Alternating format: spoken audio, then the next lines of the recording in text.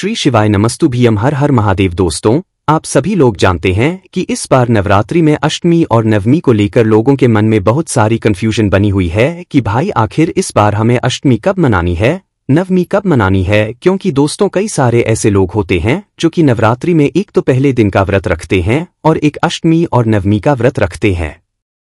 कई सारे लोग अष्टमी का विशेष रूप से व्रत रखते हैं और कई सारे लोग नवमी का व्रत रखते हैं, पर इस बार अष्टमी और नवमी जो है वो एक ही दिन पर पड़ रही है, जिसकी वजह से लोगों के मन में कंफ्यूजन है कि भाई अगर हम अष्टमी का व्रत रखते हैं तो हम रखें अगर हमारे घर में अष्टमी की पूजा होती है या नवमी की पूजा होती है, तो भाई वो हम किस दिन करें। तो ये बहुत सारा कंफ्यूजन है जो कि आप लोगों के मन में अभी हो रहा है, जिसकी सारी चीजें आप लोगों को इस वीडियो में मालूम पड़ जाएंगी। तो सबसे पहले चीज दोस्तों हम लोग ये जान लेते हैं कि अष्टमी तिथि कब है, नवमी तिथि कब है और दशमी तिथि कब है।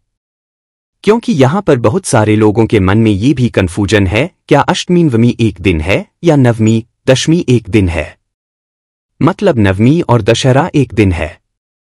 तो सबसे पहले चीज दोस्तों हम बात करते हैं अष्टमी की। देखो, नवरात्रि की जो अष्टमी तिथि होती है उसका बहुत और विशेष महत्व होता है। अष्टमी के दिन कई सारे लोग जो है कन्या पूजन करते हैं और कन्या भोजन भी यहाँ पर करवाते हैं, और कई सारे लोगों के घर में यहाँ पर पूरे परिवार में जो है यहाँ पर अष्टमी के दिन जो है अष्टमी पूजी जाती है, मतलब अष्टमी के दिन एक विशेष पूजा होती है। और कई सारे लोगों के घर में ये पूजा नवमी के दिन भी होती है ना। तो सबसे पहले हमें ये जानना जरूरी है कि इस बार जो नवरात्रि है भाई, नवरात्रि में अष्टमी तिथि कब है और कब से शुरू हो रही है और हमें किस दिन अष्टमी तिथि मनानी चाहिए, अष्टमी मनानी चाहिए, जिससे कि सब कुछ सही हो है ना। तो सबसे पहले चीज दोस्तों हम आपको समय के अनुसार बताते। देखो, इस नवरात्रि में जो अष्टमी तिथि की जो शुरुआत हो रही है वो 10 अक्टूबर से हो रही है। किस दिन से हो रही है, 10 अक्टूबर से हो रही है। तो 10 अक्टूबर को दोपहर के 12:33 से यहां पर इस नवरात्रि की अष्टमी तिथि शुरू हो जाएगी। कितने बजे से, दोपहर के 12:33 से। किस दिन, 10 अक्टूबर को, जो कि दोस्तों अगले दिन मतलब 11 अक्टूबर शुक्रवार के दिन दोपहर के 12:07 तक रहेगी। अब आप लोग कहोगे कि भाई इस हिसाब से तो हमें 10 अक्टूबर के दिन अष्टमी तिथि मनानी चाहिए, पर दोस्तों यहां पर आप एक बात का ध्यान कि हमारे यहां जो चीजें मतलब दिन माने जाते हैं वो उदय तिथि के अनुसार माने जाते हैं, और अष्टमी एक बहुत ही विशेष दिन होता है। तो इसीलिए दोस्तों अष्टमी का जो दिन होगा वो हम उदय तिथि के अनुसार ही मानेंगे। तो दोस्तों मतलब जिस समय सुबह के समय में अगर उस अष्टमी तिथि का समय आ रहा है तो भाई उस दिन में जो है हम अष्टमी तिथि यहां पर मानेंगे। तो दोस्तों उस हिसाब से जो है यहां पर 11 अक्टूबर के दिन जो है अष्टमी तिथि मानी जाएगी।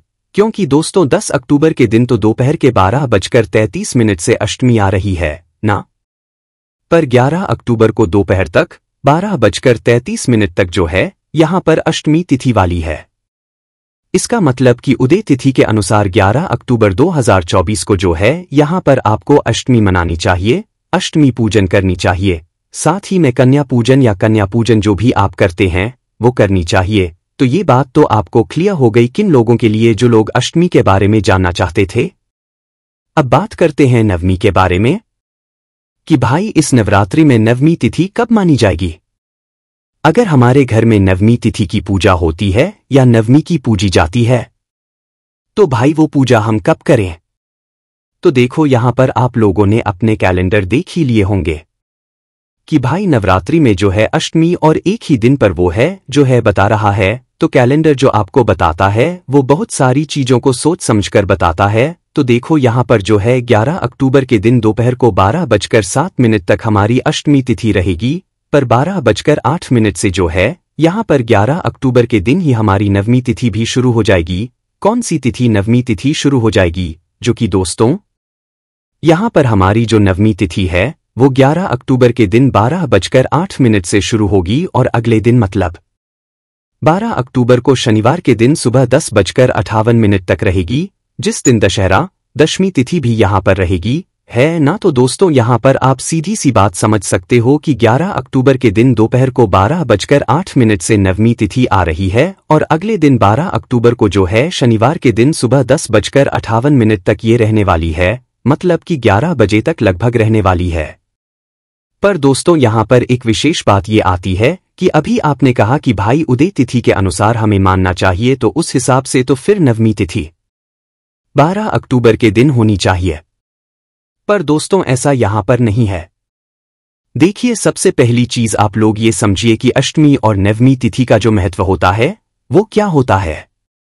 देखो, अष्टमी की जो पूजन होती है वो भी रात्रि में होती है, नवमी की जो पूजन होती है वो भी रात्रि में होती है। ये बात आप सभी लोग जानते हो। पर दोस्तों, जो 12 अक्टूबर का दिन है, इसमें जो है यहाँ पर जो नवमी तिथि है वो कब तक रह रही है? सुबह के 10:58 तक। आप समझ लो 11 बजे तक, और 11 बजे के बाद जो तिथि शुरू हो जाएगी वो दशमी की हो जाएगी, मतलब दशहरा का हो जाएगा। ठीक है, दशहरा का दिन हो जाएगा। अब अष्टमी और नवमी तिथि तो आप मान सकते हो कि हाँ, ये तो दोनों देवियों के ही दिन है, तो भाई आप इसकी रात्रि मान सकते हो।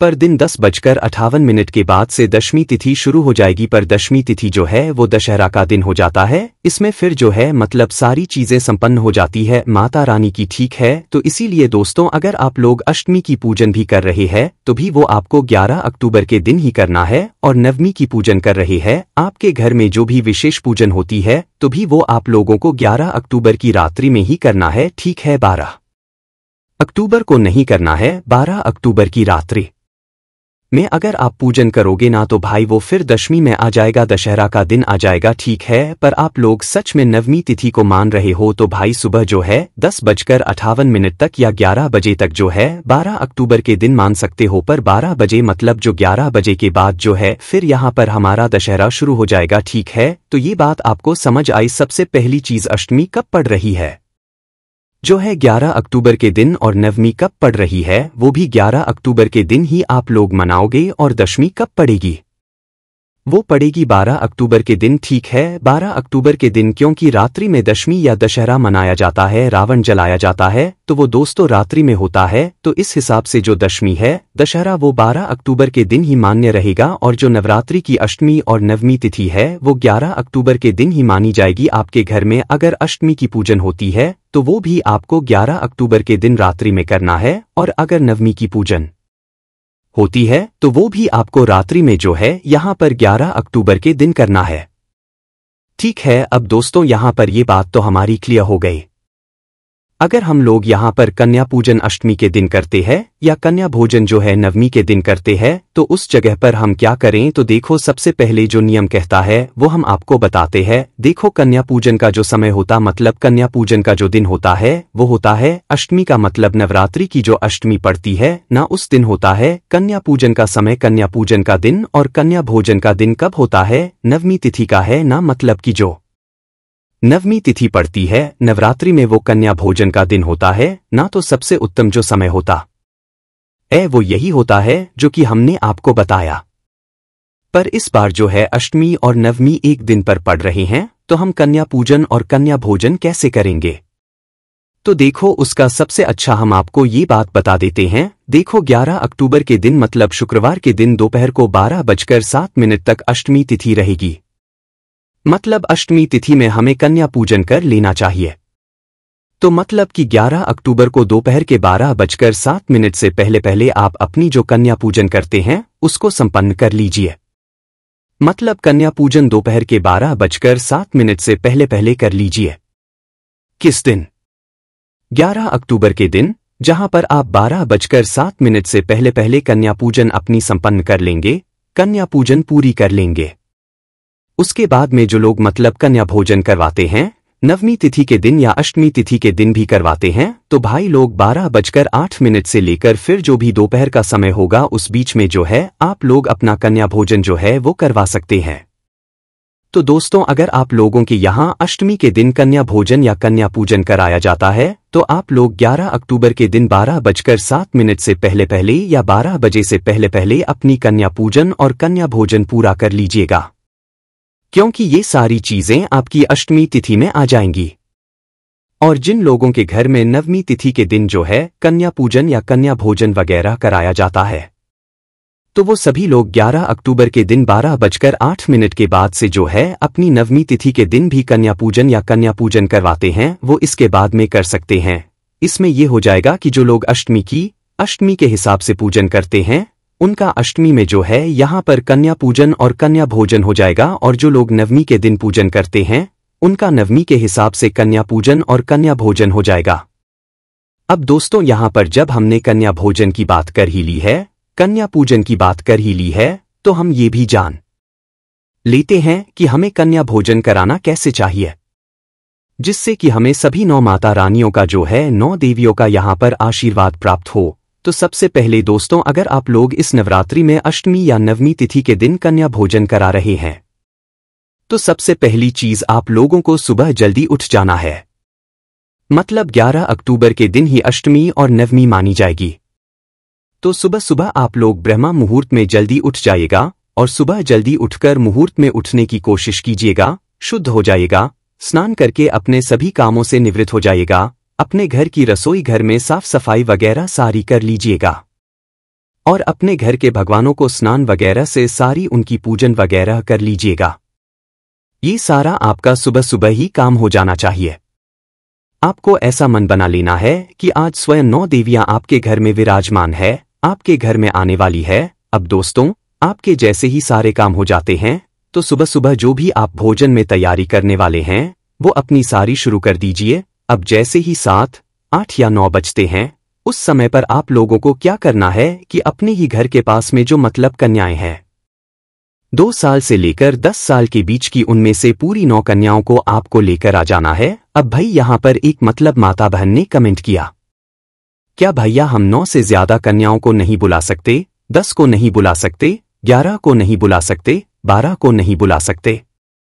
तो हम आपसे कह रहे हैं कि आपको कम से कम 9 बुलानी है, बाकी इससे ज्यादा आप कितनी भी कन्या बुला सकते हैं, कोई दिक्कत वाली बात नहीं है। और 1 साल की कन्या को इसलिए हमने यहाँ पर आपसे मतलब मना किया है। मतलब आप बुला सकते हो, पर गिनना 9 कन्याओं को 2 साल से लेकर 10 साल के बीच में, क्योंकि 2 साल से लेकर 10 साल की जो कन्याएं होंगी वो आपके बनाए हुए भोजन का स्वाद ले पाएंगी, तभी तो वो आपसे खुश होंगी, आपसे प्रसन्न होगी, आपको आशीर्वाद देकर जाएंगी। बाकी बुला सबको सकते हो, उसमें कोई दिक्कत वाली बात नहीं है।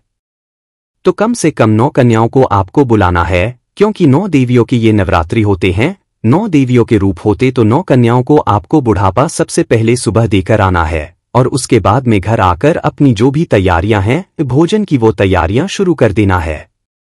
देखो, कन्याओं के लिए आपको विशेष रूप से खीर पूरी जरूर बनानी है। खीर जो आप बनाओगे वो शुद्ध देसी गाय के दूध की हो तो और ज्यादा अच्छा है, और चावल की आपको खीर बनानी है। खीर पूरी विशेष रूप से होना चाहिए। बाकी जो अभी आप सब्जी बनाना चाहते हैं वो सब्जी बना सकते हैं, सूखी सब्जी बनाना चाहते हैं वो बना सकते हैं, पापड़ वगैरह तलना चाहते हैं वो तल सकते हैं। जो कन्याओं को पसंद आता है आप अपने मन से बनाना चाहते हैं, अच्छे भाव से वो सारी चीजें आप लोग बनाकर बिल्कुल तैयार कर सोचिए माता रानी आ रही है आपके घर पर, तो आप उनके लिए क्या अच्छे से अच्छा बना सकते हैं, और सारी तैयारियां अपनी कर लीजिए हैं ना। अब जैसे ही दोस्तों 10-11 बजते हैं तो भाई 10-11 बजे के आसपास जो है आप लोगों को वापस से कन्याओं को बुलाने के लिए जाना है। अब जो लोग दोस्तों 9वीं तिथि के दिन कन्या भोजन यहाँ पर करने वाले हैं वो 12 बजे के बाद ये सारे कार्य कीजिएगा। बाकी हम आप लोगों को उदाहरण के लिए बता रहे हैं, बाकी जो लोग अष्टमी के दिन करना चाहते हैं वो 12 बजे से पहले पहले अपना कन्या पूजन कीजिएगा। जो लोग 9वीं तिथि के दिन करने वाले हैं वो 12 बजे के बाद जो है 11 अक्टूबर के दिन अपना कन्या पूजन जो है वो यहाँ पर करवाइएगा है ना। अब करना क्या है, जब दोबारा से आप कन्याओं को बुलाने के लिए जाएंगे तो भाई आप लोगों को कन्याओं को आप अपने साथ में लेकर आना है। एक बार तो आप बुलावा देकर आए हो है ना, तो बुलावा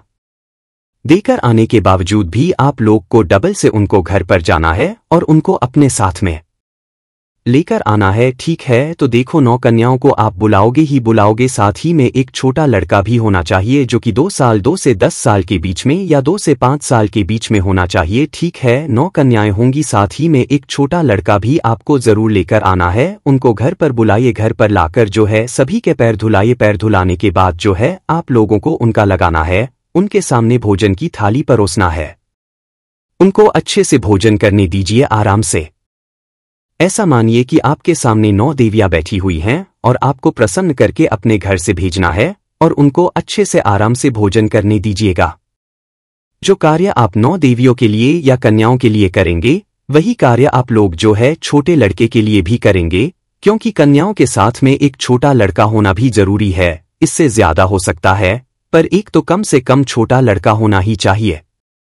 तो करना क्या है, आपने उनको भोजन कराया है, अच्छे से आराम से करने दीजिएगा। भोजन जैसे ही हो जाता है उसके बाद में आप उनके सामने की जगह साफ कर दीजिए या उन्हें एक अलग जगह बिठाकर उनका श्रृंगार कीजिए। श्रृंगार में आप उनके पैरों में माहौल वगैरह लगा सकते हैं, उनके हाथों में चूड़ियां अगर उनके लिए कुछ लाई हुई हैं तो भाई वो पहना सकते हैं। उनको चुनरी उड़ा दीजिए, चुनरी बहुत पसंद होती है कन्याओं को, तो भाई चुनरी वगैरह उड़ा दीजिएगा।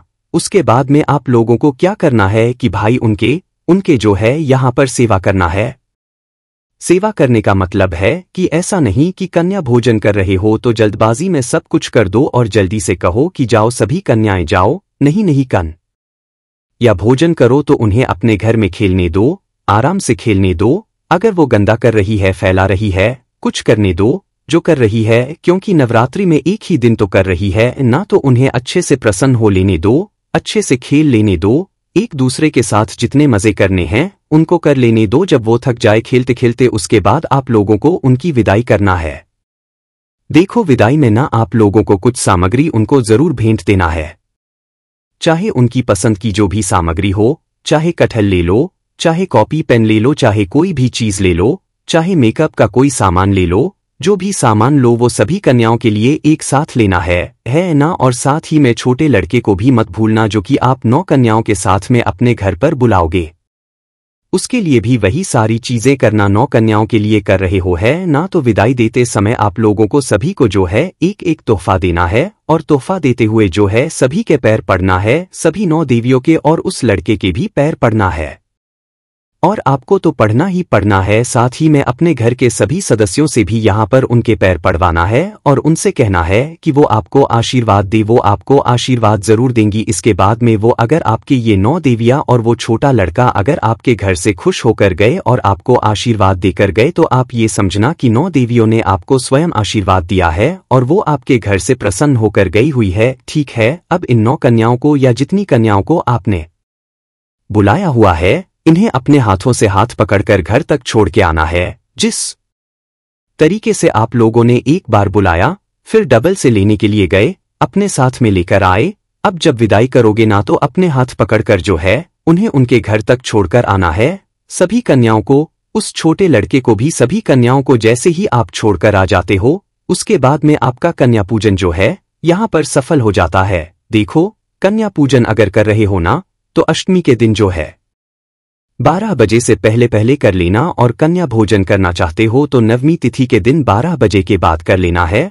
और जिन लोगों के यहाँ अष्टमी के कन्या पूजन और कन्या पूजन होता है तो 12 बजे से पहले पहले तो अपने दोनों कार्य को अपना पूरा कर लेना, और जिनके घर नवमी तिथि के दिन ये सारी चीजें होती है तो वो 12 बजे के बाद बात कर लेना। ठीक है, तो यहाँ पर 11 अक्टूबर के दिन ही अष्टमी और नवमी तिथि मानी जाएगी। सीधी सी बात ये है कि अगर आप लोग अष्टमी मानना चाहते हैं तो 11 अक्टूबर के दिन 12 बजे से पहले पहले मान लीजिएगा, और नवमी मानना चाहते हैं तो 12 बजे के बाद मान लीजिएगा। ठीक है, उसके बाद में अगला दिन जो 12 अक्टूबर का रहेगा वो दशहरा का दिन रहेगा। और अगर किसी की नवमी की कोई सुबह की पूजा होती है तो भाई वो फिर मतलब अगले दिन 11 बजे से पहले पहले अपनी नवमी की पूजन कर सकता। 12 अक्टूबर को 11 बजे के बाद से दशहरा लग जाएगा, दशमी तिथि लग जाएगी। तो आपकी सारी कंफ्यूजन अभी क्लियर हो गई होंगी। अगर आपके मन में अभी भी कोई प्रश्न है तो कमेंट करके आप लोग पूछ सकते हैं, हम आपको तब भी जवाब दे देंगे। श्री शिवाय नमस्तुभ्यम, हर हर महादेव।